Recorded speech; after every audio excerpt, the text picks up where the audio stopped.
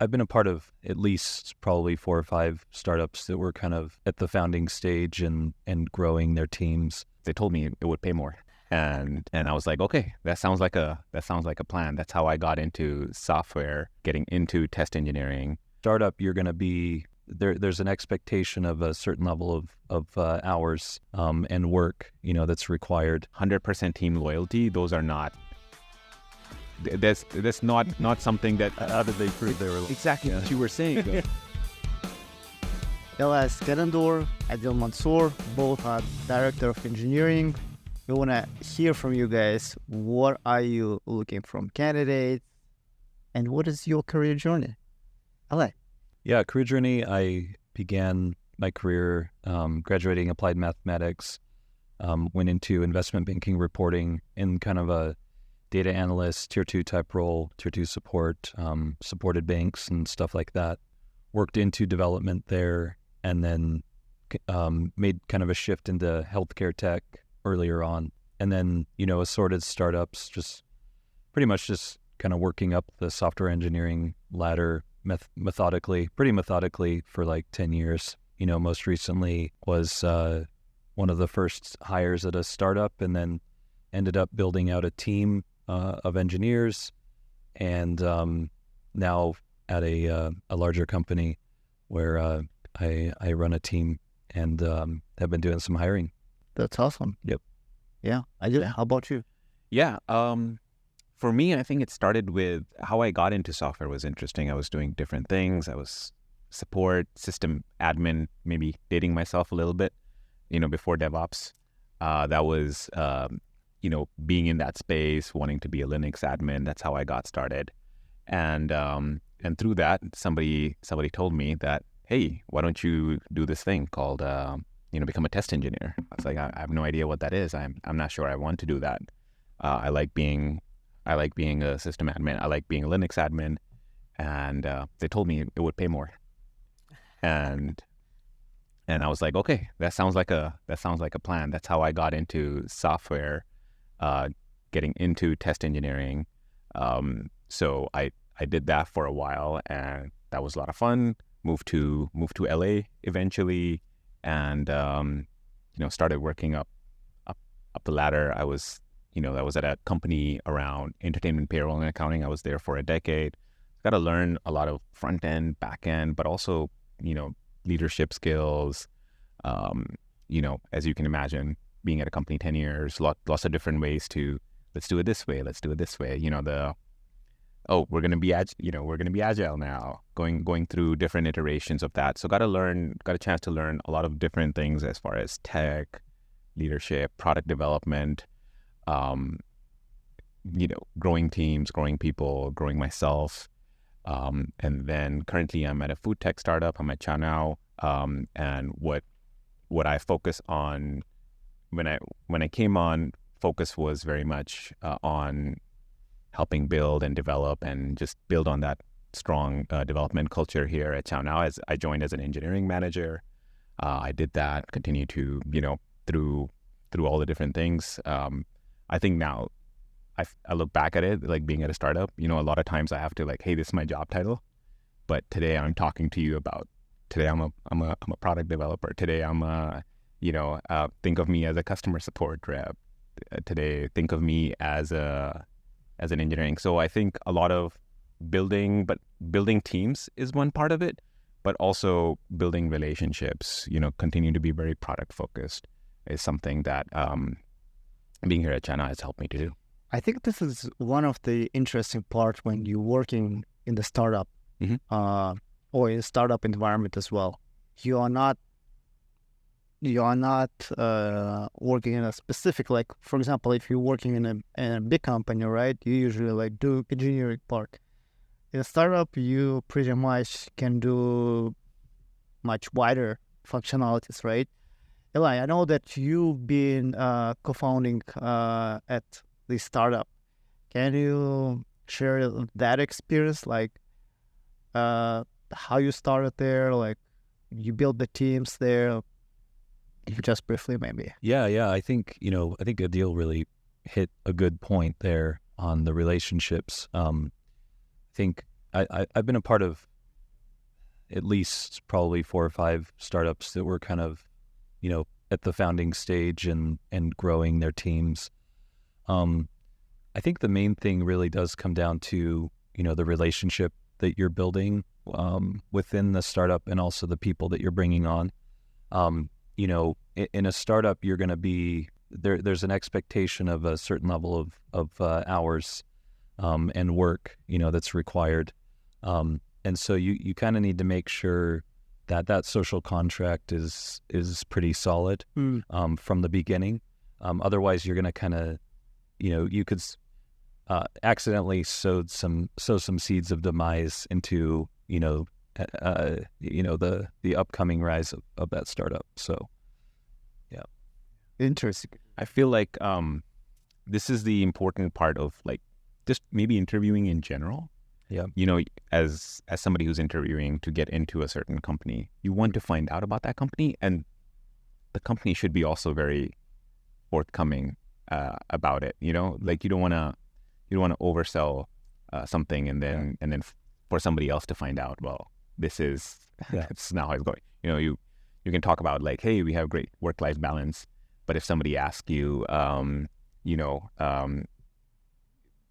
you're in teams, your engineers on this team, how many weekends have they worked in the past 3 months, and then it just comes out, right? Yeah. Or all they'd have to do is ask, what's your KPI for work-life balance? And if there isn't an answer, that means there isn't one. Yeah. Totally. Guys, what is your experience between you've been hiring teams for startups, you've been working also and you're working in the larger companies. What is the difference between hiring engineers and requirements? You just briefly touched it, but what are the difference and what should candidates expecting, right? When they join into startup and when they join into a larger company? What would be your expectation, Eli, as a engineer, a hiring manager? When hiring for the startup and hiring for the larger company right now. Yeah, I mean, I can only speak for myself and how I do it, but Right. And it raises maybe a good question that candidates should ask. In that, if I'm kicking off an effort, like let's say we want to build an app, or we want to build this, or we want to build that. It's all very complicated. Like it's not like you can wave a magic wand and do it. And but there are established practices around technical project management. And there's great resources for that too, for managers who maybe could want to enhance their skill set there. MIT has certifications you can get. Stanford has courses you can take for free. Yeah. So the reason I'm giving that background is because I take a pretty methodical approach to some of these things, because after you've kind of gone through them 3 or 4 times, it's like, okay, there's kind of a pattern, just like how DevOps is kind of getting abstracted away in like the larger like picture of things. But so I just start with a work breakdown summary of like what exactly the key activities are that I need, so that my team can build something in an agile way. Mm-hmm. Because I know that in a startup, the product that it is now is not what it's going to be a month from now. And so that's kind of like the beginning stage, is breaking down what those key activities are and what those key skills are, and then kind of taking a risk management kind of type approach to it. And that's ultimately why people who are senior level tend to have an easier job, an easier time getting work, I think, is because they just kind of help de-risk the execution side of that. Right. And I would just recommend, if that's not, just in my opinion, if that's not how, you're interviewing at a startup or you're interviewing somewhere and you can't get really a straight answer on like what you're doing, then especially in the startup world, it usually means that there isn't any kind of framework in place that they're kind of following to do it. And so that's something that I would, take into consideration before signing my life onto a startup. Yeah. Yeah. Adeel, what is your takeaway? I think number one, like just what you said is really accurate. Didn't just like, as people looking for work as candidates, there are interviewing skills. There's also, how do you publish a position? You're interviewing it also. That's also on the other side, whether that's partnership with recruitment and engineering leadership, or a startup, maybe maybe engineering leadership, maybe they're looking to hire a first engineer, maybe. But it really shows, right? It really shows whether the interview process is thoughtful, is thought out from the beginning, or it's random, it's randomly based, right? I'm probably guilty of some of it myself in the past, but that's my biggest thing. It impacts candidate experience. You want to, if you think about it up front, you execute on it, people are going to have a better time whether they get a job or not going through your process, and that really shows. But going back to your question, I think one of the things I think is very, at a startup or a smaller company, it's going to be much more personal, the interview process, versus at a big company, it could be very impersonal, in the sense you may have people who are on the, that you're doing, that you're speaking to through, maybe a 5 interview, maybe a 3 interview process. But at a big company, you may be talking to people you never work with. Because they're looking to hire 1,000 engineers or 200 engineers that year. They're looking to just massively scale their interview process. And so I think that changes your approach. But at a startup, it's going to be very personal. It's going to be, and it may be a little bit more broader than say at a bigger company. They might be just, hey, we want to hone in on this. We want to hone in on this. This is what we're looking for. Also, guys, I have all the time this question, or people saying, oh, just join to the startup. It's easier to get to the startup. But to your point, Eli, I think it's not really, and I agree with this too. I see that a lot of startups, actually, they are looking for senior engineers. The core team, especially in the beginning, it's very important, right, to deliver as fast as possible. So you cannot really rely on the junior engineers. Oh, I don't know. What would you say? Is it easier to get into the startup, or it is a myth, or it's true as well? For, let's say, for beginners, for engineers who just starting their career. Yeah, I mean, and I wouldn't want to dissuade people from, pursuing whatever their dreams are. I think you should always stay true to yourself first and foremost. But I would say that, a junior engineer will probably have, or junior engineer, QA, whatever, they're going to have an easier time getting a job probably at a startup that isn't maybe as organized if it's earlier stage. Right. And that's going to result in potentially not, the best outcome maybe for them in the end. If unless you're like the founder or, kind of even then, I think a lot of times you're better off if you're earlier in your career getting like some brand names stamped on your resume, and spend your time around people who have kind of constructed a meritocracy for like 10 to 20 years. And so that you're surrounded by people who really know what they're doing, right? Yeah. And I think that's like a much better learning experience there. But to answer your question more directly, if you're, I think that as a senior engineer, you're going to always have an easier time, finding work. Right.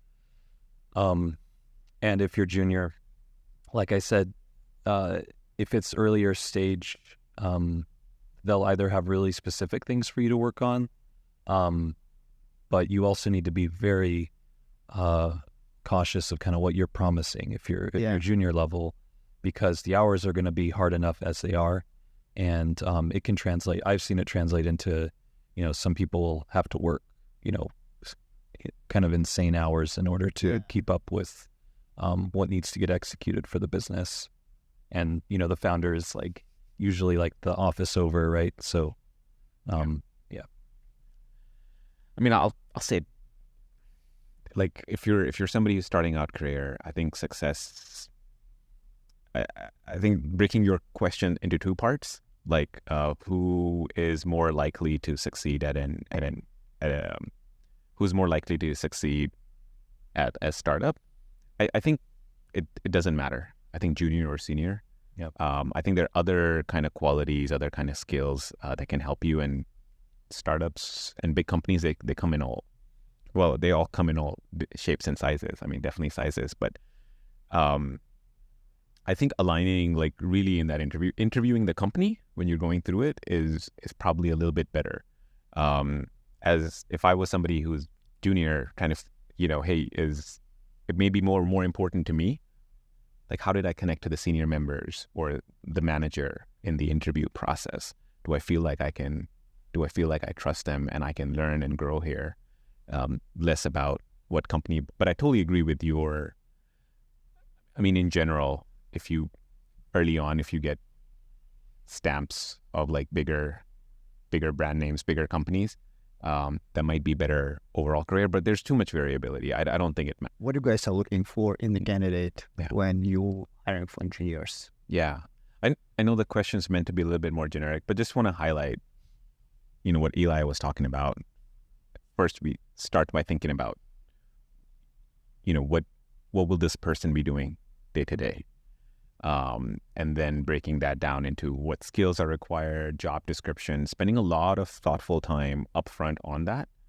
Sometimes weeks, sometimes a little bit less if we've already posted that position before. And then the whole interview process is framed around that, is to identify those things, and all of the questions get laid out get laid out ahead of time. So there isn't, so we're comparing like, we're treating all the candidates the same, trying to reduce as much conscious and subconscious bias. So for me, like that part is really important, and that sets the stage. And what that sets the stage for then is this is how I would look at it, because there are two kind of companies. You see job descriptions where they have everything listed, and then maybe you see a job description from me or Eli where we just focus in on the most important, what will it take for them to succeed? Try to focus in on that, right? And when you have that, I think what becomes really important is candidates who can who try to frame their stories around that. Like they have a really good idea of what to expect when they're interviewing. They can highlight those things, because by the time you get to the interview, I'm really looking at, I feel like my job is to say yes. I just need to provide examples in our interview to say, yes, this person can do this job. And if I can get to that, that's great. So like being aware of what the job description is, being aware of what things are required, framing your story around that, I think is the biggest tip I can offer. I like the one thing on that. It's kind of like how there's like a requirement section. Usually there's kind of like a nice to have or like some other fluff. Yeah. But requirements to that point is kind of where the hiring managers are like this is like bare minimum, right? And so it doesn't mean like don't bother if you don't meet the bare minimum, but it's like I think that's probably where you kind of see this is the base expectation. Like that's probably like as a job seeker a good thing to focus on. So I would say it's not like a secret, right? Like that people before applying, they should look at the requirements. Sometimes, not sometimes, actually, a lot of time people don't bother to see the requirements if they're expecting or not. But you also pointed out, Eli, that if the person doesn't meet the requirements, should he still apply, or like what would you say when person should apply? Yeah, I mean, it doesn't mean there might be like another fit somewhere in the organization, or maybe what they really need could be tailored a bit, not tailored to the individual, because that's not good kind of capital allocation. But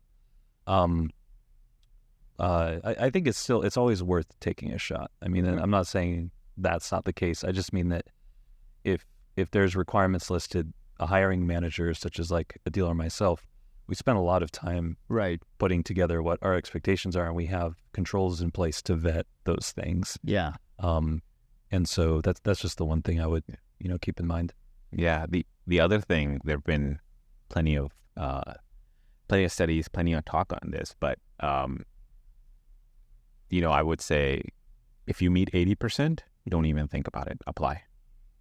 And there's been a lot of studies around men will tend to, this generalization, but in general, men will try to overestimate their capabilities and women underestimate. And that's also where, you run into problems. And that's also why, and this is my message to like all hiring managers, like be very mindful about putting your requirements in there. That fluff, reduce it, because then you're also reducing, based on these kind of studies and just how bias plays into it, you're going to reduce the amount of women, just in generally speaking, who apply to those positions, because there's kind of already a built-in disadvantage for them in that the men may fluff their resumes a bit more as well. Yeah. Or just totally.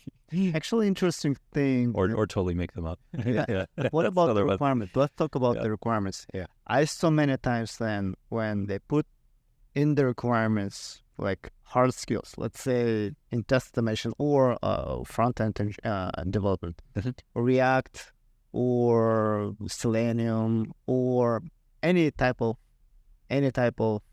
technologies, right? Mm-hmm. For example, well, I touched Selenium maybe 3 or 4 years ago, but recently I'm working on with Cypress, let's say, or Playwright, right? Which is different technologies, but does pretty much the same thing. Same thing for maybe the person doesn't have experience or like deep experience with the React, but he's working with Vue.js, for example. How critical is that? Yeah, I think the thing to keep in mind, and this is just to help people like from a hiring manager's perspective, is there are things that they're willing to coach people on, and there are things they're absolutely not willing to coach people on. Yeah, or to have time. Exactly. And there may be times, yes, I may have a position open where, let's say, somebody has extensive experience with React, but right now, let's assume most of our existing framework is on Next.js, and there may be time it doesn't matter. You hire the best engineer, and it doesn't. Those details don't matter. But there may be other times where you're like, well, I'm struggling with this, or the team is struggling with this, and I really need this specific quality, and I'm just going to be a little, what's the right word? Maybe a little bit more dogmatic about it. No, it has to have Next.js. It doesn't mean that there are other people who wouldn't be qualified, but to your point, like, don't always have the time. Well, also if you have team members who are already, let's say, experts in like a React or a C# or whatnot, typically you've got their workload pretty optimized, because they not only are they very experienced at balancing the workload, you can become pretty dependent on your top performers, and if you hire somebody who could detract from them, then you're kind of creating an inefficiency there, and there's always like sometimes the justification for that training, sometimes it works, but a lot of times everybody just has a lot to do, and you don't want to kind of like bring on someone who's going to kind of take time away from your team in a way that's kind of like a dead loss of productivity. Right. Hurts everybody. So the answer would be, it depends. A lot of answers will be it depends, but you should still apply because you don't know. Yeah. It depends, but you don't know. You don't know what it depends on. You see, you go, hey, this position is more focused on Selenium. I have Playwright experience. Don't hold back. Apply. And this is a tip from like recruiters, right? Recruiters will tell you that let them, if your resume is good enough to have a conversation with them, let them decide. Let them decide. You don't have to decide. You don't have to overthink it. Yeah. You think there is connection, go ahead and apply. They think it's absolutely not. If an absolute must, they're not. You're not going to get a call back for that position. You may just get a hey, sorry, we're looking at other candidates, but they may be open to it, and you do get that interview with the recruiter and the screening with the recruiter, and they can take care of solving that. You can ask those questions. Absolutely. Yeah, I would just add to that it's okay as a candidate also to say confidently, if they say, hey, do you know this or that, to just confidently and calmly be like, I can figure that out, or no, I can learn that. I'll take a class, or I'll do something, depending if you're trying to start out, or you're really trying to get a job or something. I've found that that's some good advice I've received. It can work. Yeah. So the takeaway would be for take careful and take a look on the requirements, but don't make them do not apply. I mean, don't hesitate to apply. Yeah. At the same time, but know for what you're applying for, I would say. Is it? Mm-hmm. All right. Sounds good. We have a couple resumes to review. Let's do this. Let's start with this guy. So this person is looking for QA managerial position. As far as I know, his experience was abroad, so this experience is not really related to in the United States. Yeah, I think in general there can be a lot of just bias compared to like other countries. Usually, I feel like in the United States there's a little bit more bias towards this is U.S. experience versus non-U.S. I do feel like that bias is in some ways unwarranted, because if somebody's communicating well in an interview, they have software development is software development wherever you are, and the differences between software development are not like country specific. They may be within the same city, within the same location, you can have different styles. I feel like that bias is a little bit unfounded, so I'm glad I'm glad they're just going for it and not letting the hold back. That's also an opportunity, I think, in the technology compared to like other fields, because software development is software development. Unlike if you were like, say, an HR person in another country, HR here might be very, very different. So, okay, like I can process that bias, but like if somebody's biased towards like, hey, they did software development in another country, so it's a great opportunity for people coming over with technology experience, but yes, you're also fighting some of the bias as well. So what would you recommend? Okay. I think overall, just I like the resume. It's very, very inviting. Very easy to read. Yeah. I feel like it also shows that this person has done their homework, and He did. He was going through our game. Beautiful on the crushing interview. Crashing interview, Yeah. So he updated already like his resume. Okay. But still, Yeah. Because one thing that's not here, which again is uncommon, it's unusual in the United States. Somebody have a picture on their resume. Yeah. But in other countries, that's like almost a requirement. Yeah. Oh, yeah. Yeah, in Europe, it's very common when you see this. Just how like recruiting is a kind of a totally different field in other countries. Yeah. So I like that. I like that they've learned from those things and they don't have a picture on the resume. I think have very very little concern. Anything that pops out to you, Eli? This person just seems, it does come across just very organized and meticulous. They've put fully work authorized, no sponsorship at the top, which probably is a reaction to maybe some of the feedback that they've gotten in applying potentially. Do you think that feedback is founded? Is it necessary to? It depends. That's a really good question. I think here, because It's just like the second line, right? yeah. So The person specifies here that he has an experience in abroad companies, right? So yeah, maybe he's emphasizing that even I don't have experience in the United States, I'm still eligible to. I have a work authorization to work here. My only suggestion to them would be if they were going through some job sites where you put your resume out there, and then companies find you, it may be okay to put that line. But if you're actually applying into companies, they cover that question in the application process. Yeah. Right. So it's not, it being here or not, it's not going to help you if you're applying into a company, because those are that question's already covered, and the recruiter is going to, once again, regardless of what you put here and what you answer there, they're going to cover it one more time, almost always. Yeah, that's like a filter on the LinkedIn job posting thing. Yeah. But there may be startups who don't have that built into their application process, though. Just call that out. Yeah. Technically, I think, I agree that this third line about visa sponsorship is not really necessarily to put there. Maybe this part you can remove it, because people assume that if you're applying, you're already eligible, you already have work authorization, right? Yeah.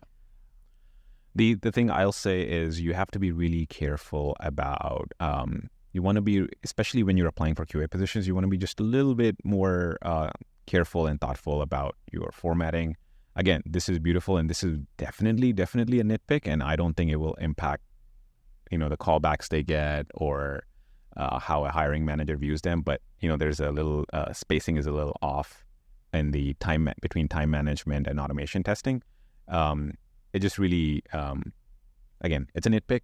I don't think that it impacts your hireability at all, but just wanted to call it out. Usually QA leaders reviewing QA interviews, they tend to be a little bit more, hey, this pops out, but they won't hold it against you, especially not in this case. Yeah, structurally, he may want, or they may want to maybe do like a super heading of some kind showing that they were at this company longer. That tends to stick out to the average hiring manager. So like this one, I think I didn't see below these two, but SBR Bank. Yeah, there we go. Oh, and then also at SBR Bank before. Maybe if they just had one SBR Bank heading with 3 years, or, over 3 years, it looks like, almost 4 years. And then had lead QA automation engineer, and then the other one, that's how I do mine anyways, the super heading and then subheading, if that makes sense. Because it just kind of shows, this person sticks around, and they also worked, did well enough that they were able to move up. Yeah. It just, I saw that, but I had to kind of interpret it, and most, I think, hiring managers are scanning very quickly. So yeah, makes sense, totally. Yeah, that's a really, really good point on how to handle progression at a current company, because you want to be able to show that progression, and you want to be able to tap into that. Hey, they were at a place for 3 years versus somebody just scanning the resume and they don't see that, and it pops out to them. In this case, again, I don't think there is any big red flag, but that's just a better way to do it. Yeah, overall, I think the person will the main challenge will be, as you mentioned, Adeel, is the bias that person was working. I mean, the person didn't work before in the United States. Yeah. The other thing I would say is, as they're going through this process, they don't, when they apply, they get callbacks. They shouldn't feel any inferior to a candidate who has US experience. They want, especially if they're going for leadership positions, they want to convey that confidence. They want to talk about, because a lot of these things are transferable. There is no boundaries here. So I would want them to be confident. I really like that They got very detailed. Some couple of things that I'll highlight there, which I think recruiters will definitely appreciate, or hiring managers would appreciate, is because they're a manager, they're talking about how many teams, the number of people they're managing. Yeah. Because that's going to be first question. And if you don't put it in your resume, kind of they're guessing. So that's fantastic. They have a lot of good, pointers around like achievement, 90% retention, 30% improvement. All of those data points are great and fantastic, as opposed to writing, oversaw operational process. You actually quantify the impact you had on there. So very, very well done. Yep. Yeah, I would add maybe profile summary. The QA automation blog is like really actually interesting. 6,000 unique visitors a month.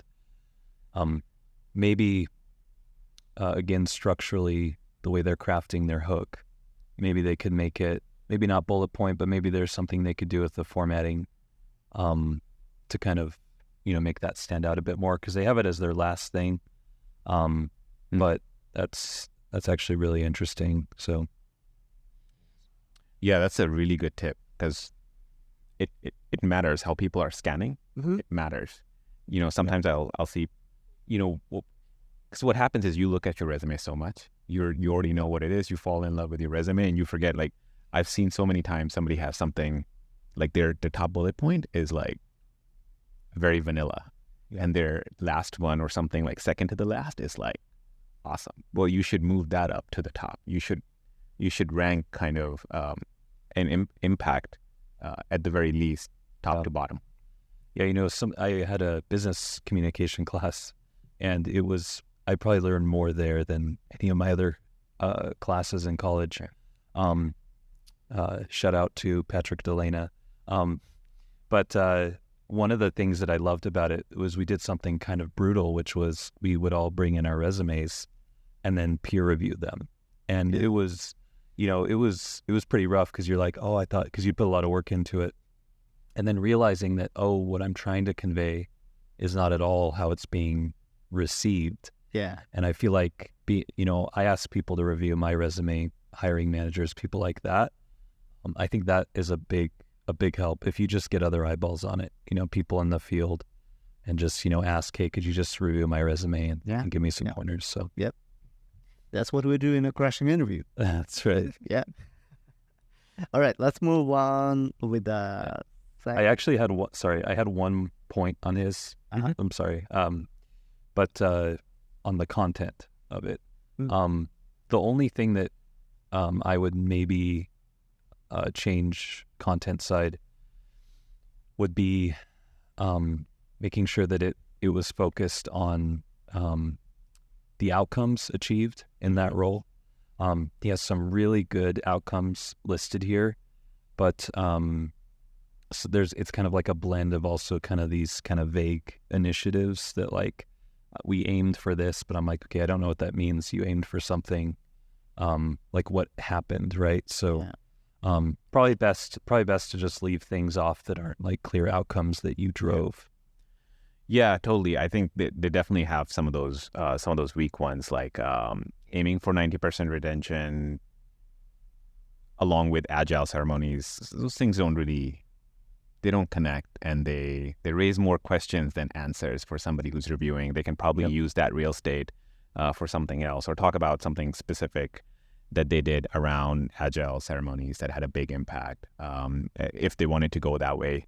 The last one is also kind of a fluff, implemented feedback mechanism, fostering trust, cooperation, 100% team loyalty. Just be here. I think those are very good point. 100% team loyalty. Those are not. That's not something that. How did they prove they were loyal? Exactly what you were saying, though. Exactly what you're saying is how they don't realize how that comes across. That comes across as have you heard of that this kind of funny meme saying, right? The beatings will continue until morale improves. Right. It's like, what does that mean? What does 100% loyalty mean? Yeah. Like, how do you, is this Godfather or, exactly. and to the point, and maybe maybe something got lost in translation. Yeah. But loyalty is a word, and there's a lot of words like that. They can have multiple meanings. You want to avoid them in your resume. Yeah. You want to talk. You want to be a little bit more direct, a little bit more precise, and not, be careful of words that may have double meaning. Like loyalty could be Scarface, Right. Or loyalty could be camaraderie with teammates. Yeah, it's like basically whatever your audience is reading, you don't want to leave the KPIs, that you helped achieve up to translation. Yeah. And but you also want to strike a balance between those being maybe too dry or drab of like, did this percentage, that percentage. You also want to, craft a bit of a story. But yeah, I think you just want to, yeah, exactly. Not leave it up for interpretation, using kind of maybe more informal language. I think the great activity could be done here. Send it through the ChatGPT and ask ChatGPT to remove all this double meaning. Like as a prompt. Yeah. Double meaning words, or like just double check. Yeah. Just you just going to that topic a little bit. You just you don't want to take what a natural language processor has as Whatever as gospel. Yeah. There is still a lot of judgment. The best way is, but they're looking to seek feedback. This is the right step. Get it, they're getting it from this mechanism. Great. Reach out to people they know. They might know people in HR, recruiting, English majors. My sister is creative writing, so I'll have her proofread. She may have no idea what I'm what I'm writing about when I write a technical document or a technical blog, but I can get like really great feedback. So being open to feedback is super important, which they're already demonstrating here. Great. Man. There's just one more big kind of gap I see with the resume. Not gap, but like just one big opportunity, I would call it. Mm-hmm. And that's it. They list that they, and I know we want to get onto the next one, so sorry, but they've got like that they were, basically the scrum master for their whole team, right? But that's not listed in their skills really kind of explicitly or in the summary. And again, going back to our original conversation around key activities and how managers organize their teams, that's like a key, skill, Right. where it's like, oh, you've been paid to do this. You have a lot of experience with this. Maybe there's an opportunity in my team where you could help fill a gap, because really we're just trying to figure out how to allocate, everybody's activities. And so if it was just maybe called out, in a way that was more, maybe listed as one of their key skills or something, I think that would. Yeah, find for managerial positions. Yeah, sure. Yeah. Awesome. All right, let's move on to the next resume. Let's take this guy. Full stack software engineer. So people, one interesting thing just around like resumes, there's like so many different ways to do it. And sometimes using word processors can be limiting in terms of just design, what you want to do with your design. I'm guessing they didn't use a word processor. They used some other markup type tool. So overall, I think I like it. Just the look for but the font they've chosen is a little. It's hard to read. Is a little narrow. Yeah. Which it looks good in first glance, but when you try to read it, and there's not enough. You need enough spacing. Extra effort to read it. Yeah. Yes. That's, I think, my impression. Yeah, for this resume, then just the formatting and the font. Makes it easier to read. Yeah, because you can see the difference between the summary. The font used in the summary is less narrow. Yeah. And has a little bit more spacing. These things are important because it is right now. It is really hard to to focus in and read some of the details. are you a fan of listing technologies after each experience? Because I used to have that. That's a very, I would say, like a classic way of doing it. You don't see that as often. Just love to hear your take. Yeah, I mean, you know, I think if it's done in a manner that doesn't open kind of Pandora's box a little bit, in that, you know, these are technologies like what, right? Like I don't know the level of, you know, their expertise in them, right? So it's like, so did you set that up from scratch? Did you add to it?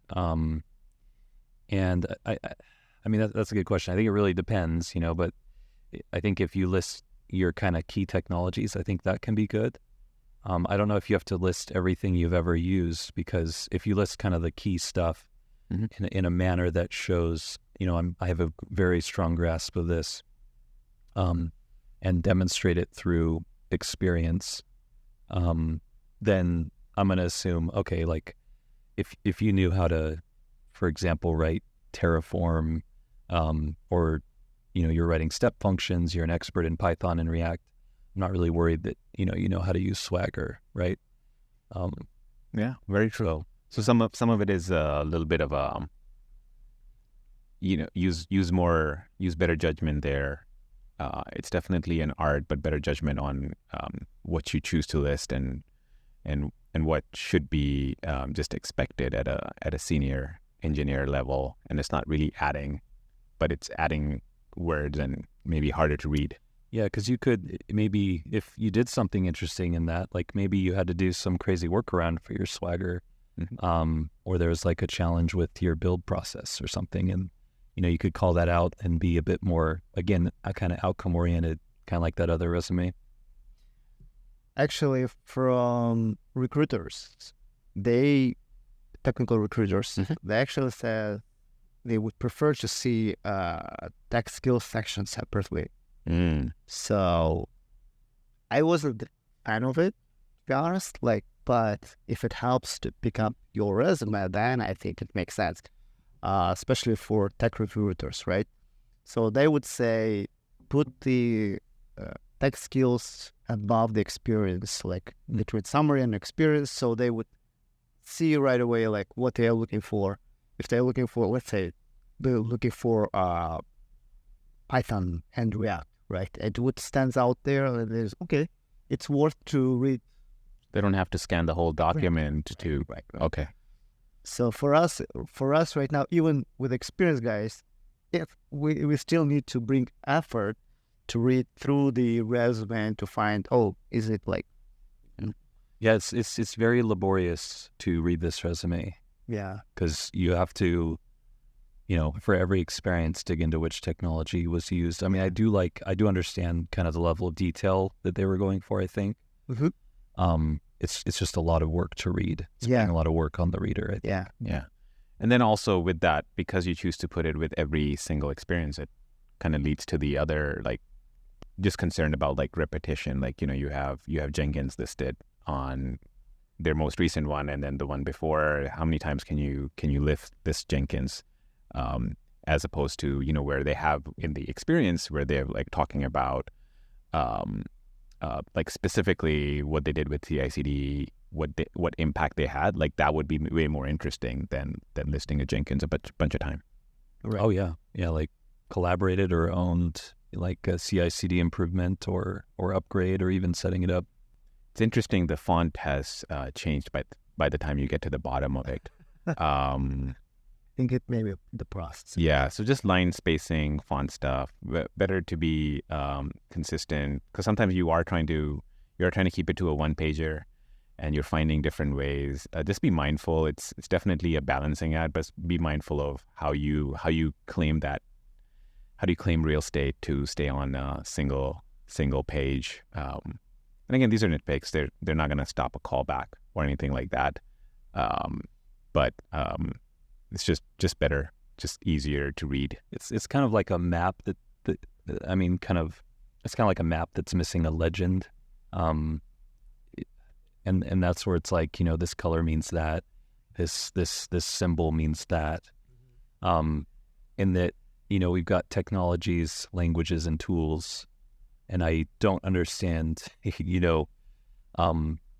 kind of, I guess, the distinction. I mean, the languages I understand, but tools, and then React is listed as tools.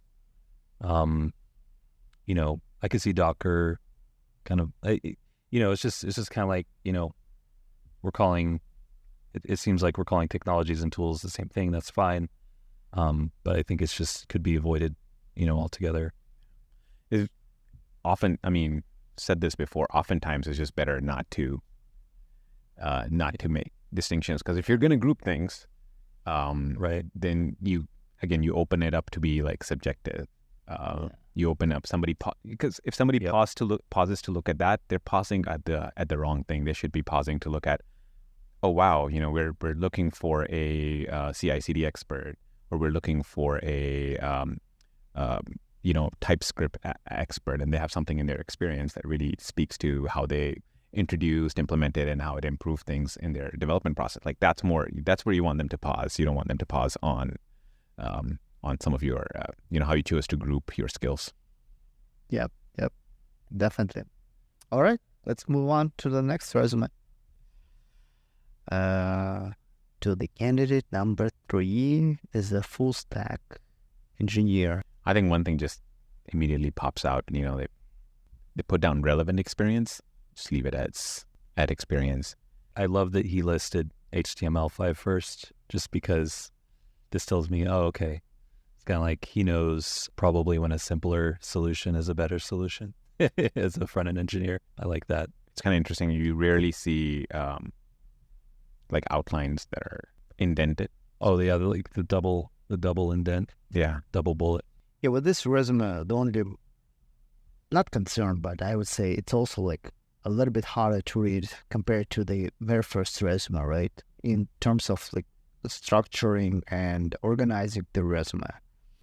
With double indents, with a font, harder to read compared to more eye-friendly fonts. The other thing sometimes to keep in mind are the verbs you used. One of the things they did, I mean, sounds like fantastic experience, would definitely catch the eye of teams who were front-end focused, tasked with bringing application up to accessibility, compliance. Like tasked sounds very, it's told what to do. Which one? As opposed to this right here, number 2. Yeah. So you can use probably a more like a power verb there, as opposed to task, because what it leads you to think is like, they may have been just doing it like passively, or I've been told to do something, right? Yeah. It's like, I just care about what's the outcome of the project that you took on, Yeah. And be honest with it, because even if it went bad, what did you learn from it? Yeah. Yeah. Like they mentioned, they used specific validation tools. That's great, but those validation tools give you a score. Talk about how you improve that score, and those are better examples. You want to be careful with that, because sometimes you don't want to come off as too dry, right? Yeah. Overall, I mean, the formatting is simple, and that's okay. I would say, just every discipline within software development technology has its own little biases, right? When you have such a strong experience on front end, I don't know, maybe like there may be an expectation that your resume be a little bit more, what's the right word, design forward. Yeah, it's if you list front end, right, is like your top skill, or it's the first one that you mentioned, then I'm looking for some kind of design language. And that might be just a little picky, but like, it's, you kind of want to show that you have taste, I'm not saying that this isn't tasteful. It's like, it's a very thoughtful resume. Like, it's a lot of good detail. But I think maybe, they probably just might need the encouragement to be like, don't be afraid to maybe experiment with, a different design or layout, or or do something unique. It's opportunity to showcase your skills. I mean, not necessarily, they're not a designer, but Yeah. they are, when you're talking to someone like this, it'd be like, okay, this is someone who's going to like own the experience that customers have interacting with my products, and how do they present, themselves as a candidate. So I think it's probably easier for hiring managers to be more critical of front end people on the look of their resume. It's just more common. Yeah. Yeah. Yeah, and I think to that point, they've missed opportunity to highlight how they collab, and which is going to be really important for front end focused engineer, how they collaborate with product and designers. So I don't see that. I don't see that highlighted. Definitely not in their most recent experience or their summary. So that's another opportunity, and this is where you have to be like focused in about your position, because this resume may not just be reviewed by a front end manager or front end leader. It may get passed to a senior product person on that team. It may get passed to a designer people, and they may be on the interview panel and looking to collaborate with you, and they'll definitely ask questions around that collaboration. It will just help them if you highlighted that it's it's definitely a very engineering focused resume, which is not a bad thing, which is great, but highlight, especially for front end or just full stack in general, because different companies, you're collaborating with a lot of people at that level. It's not just, hey, give me the requirements, let me build something, and which I'm sure is not what they were doing, but that's definitely how it reads. That's how it is. Thank you for confirming. Yeah, no, yeah. I mean, I do. I don't take lightly that it's people are putting their life, their experience, and their dreams on a piece of paper for you to criticize or whatnot, or look at as a hiring manager. So I take that seriously. There's no disrespect to this person at all. It's just more so, the stock bullet points and, the word, and, maybe just a little more thought on, how the information is broken up. It just, how it is now does read that way. It's like, this is a no nonsense front end developer, who may, which, that might be what somebody wants. I mean, they may need like an internal tooling type person. It doesn't scream like collaborative as much, in terms of like with product or marketing or whatever. So sounds good. All right, there is a lot of takeaways. Well, that was intense.